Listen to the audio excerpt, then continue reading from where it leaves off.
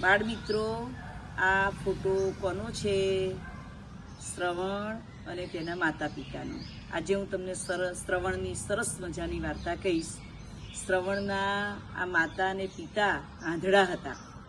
હવે આ શ્રવણ નાનો હતો તો એ માતા પિતાને નવડાવે, એમને ખવડાવે, એમને સારી સારી રાતે વાતો કહે અને એમની બધી જ જીવન જરૂરિયાતની ચીજો પૂરી પાડે. એક દિવસ શ્રવણની માતા કહે છે કે બેટા શ્રવણ, અમે આંધળા છીએ પણ અમારે જાત્રા કરવા જવું છે. એટલે શ્રવણ કહે છે એમાં શું મોટી વાત છે, હું તમને જાત્રા કરવા લઈ જઈશ. તરત જ શ્રવણ કાવડ બનાવે છે, કાવડને શણગારે છે, એકમાં મમ્મીને બેસાડે છે, એકમાં પપ્પાને બેસાડે છે અને શ્રવણ જાત્રા કરવા જાય છે. બધે જ ફરે છે શ્રવણ, માતા પિતાની જાત્રા કરાવે છે.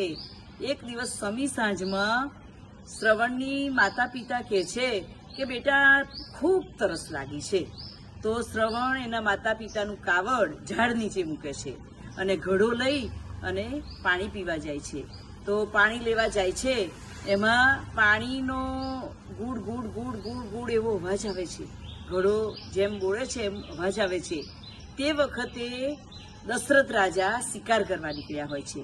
દશરથ રાજા કોણ છે તમને ખબર છે? રામના પિતા. હવે આ દશરથ રાજા અવાજ સાંભળી અને અવાજની દિશામાં તીર નાખે છે.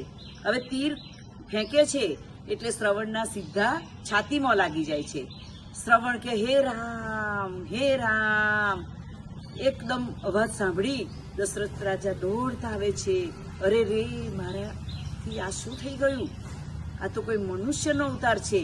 સીધા શ્રવણને ખોળામાં લઈ લે છે અને કે મેં જંગલી પ્રાણી જાણી અને તીર ફેંક્યું તું, પણ તું મરી ગયો, મને બહુ દુઃખ થાય છે, ખૂબ ખોટું થઈ ગયું મારાથી.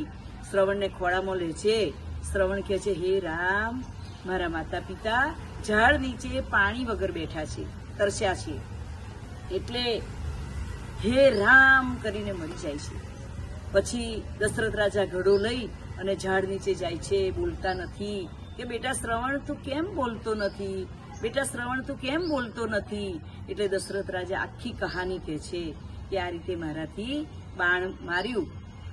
પાણી માતા પિતા એકેય પીતા નથી અને માથું કૂટી અને મરી જાય છે. અને છેલ્લે દશરથ રાજાને શ્રાપ આપે છે કે અમે દીકરાના વિયોગમાં મરી જઈએ છીએ, એમ દશરથ રાજા તમે પણ તમારા દીકરાના વિયોગમાં તમારું પણ આવું જ મોત થશે.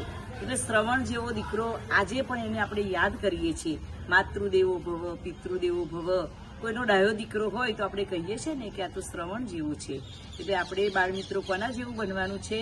શ્રવણ જેવું બનવાનું છે. અને બને તો બધા લાઈક કરજો.